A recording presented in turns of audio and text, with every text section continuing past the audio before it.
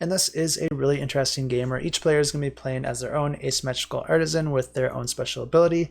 And essentially what players are doing is they're trying to draft different cards of different material types and use those cards in order to increase their skill in using that particular material in order to craft different items. Players are going to be trying to craft these different items in order to gain victory points. But of course, each item is going to be constructed out of different material types, and you're going to need the appropriate skill in each of those types in order to craft that card.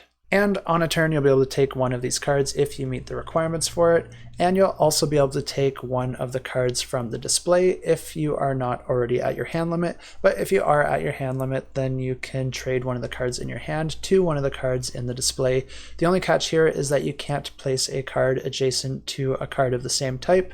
So if you wanted to take this thread, you wouldn't be able to put a wood or a glass there because there's already a wood and a glass adjacent to it. And you might notice that each of these cards has some different numbers around each of the corners. And on your turn, you'll be able to play one card from your hand into your tableau. And the way that the tableau works is that when you're placing into your tableau, you always are going to be putting like cards into the same column, and you're going to be stacking these on top of each other, and you can put same level cards on top of the same level, but you always have to start at the lowest level and then you have to go up from there. So if you have a level 1 card in play, you can put a level 2 on top of it. And once you have a level 2, you can put a level 3 on top of it. But the catch here is that you can't put more higher level cards than you have lower level cards. So if you only have one level 1 in play, then you can only put one level 2. So you're going to want to make sure that you're putting as many lower level cards so that you don't get stuck in a corner where you're not able to get as many higher level skill cards as you need to complete a particular objective. But the game continues like this, with players taking turns drafting more cards into their hand in order to increase their skill